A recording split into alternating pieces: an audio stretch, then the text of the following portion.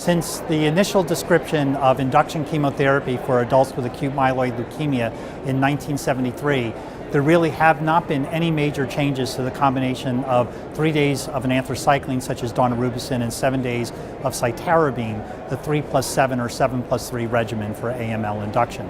It does induce a relatively high rate of remission in these patients of around 70 to 75%, but unfortunately, even with post-remission treatment, the majority of our patients will relapse. Recently, we have learned that if we induce a deeper level of remission, not just morphologically, but rid the marrow of minimal residual disease as measured by next-gen sequencing techniques or flow cytometric assays, that those MRD negative states may correlate with better long-term outcomes.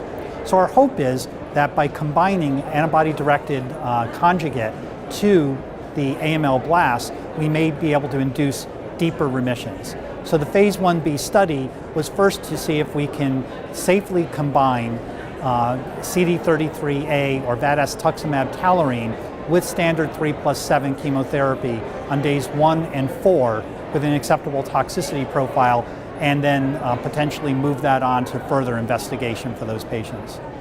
So we conducted a phase 1b study where newly diagnosed patients up to the age of 65, adults up to the age of 65 with AML, could be secondary AML as well, were treated with daunorubicin 60 milligrams per meter squared daily for 3 days and cytarabine 100 milligrams per meter squared by continuous infusion daily for 7 days. Vadaz-tuximab talarine 33A was given on day 1 and day 4 intravenously. The maximally tolerated dose was found to be 20 micrograms per kilogram on day 1 and 10 micrograms per kilogram on day 4.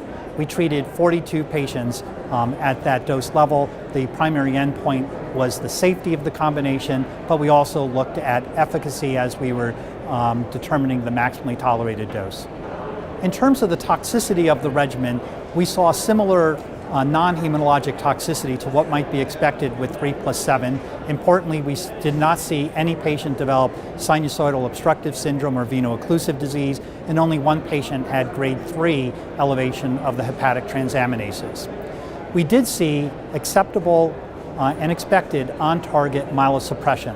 When we looked at the time to platelet and ANC recovery in patients who had a morphologic leukemia-free state by day 28 and only received 1 cycle of therapy, the median time to full platelet and full neutrophil recovery was about 4.5 to 5 weeks. 21 of 42 patients were able to go on to allogeneic stem cell transplant, and importantly, the 30-day mortality was only 2%. In terms of the efficacy of the combination, 76% of the 42 patients achieved a CR or a CR with incomplete platelet count recovery. 60% were CR. These responses were seen across all cytogenetic subgroups of patients. But there were 2 features of these responses that we felt were important. The first is 30 of the 32 responses were seen with only 1 cycle of 33A with 3+7. So the responses were rapid.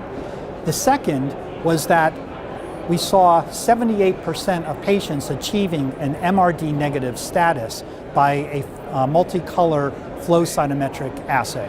So at this point, this clearly does not translate into our daily practice. What we need to do is to compare the efficacy of the combination of 33A with 3+7 with standard 3+7, and those studies are planned to begin.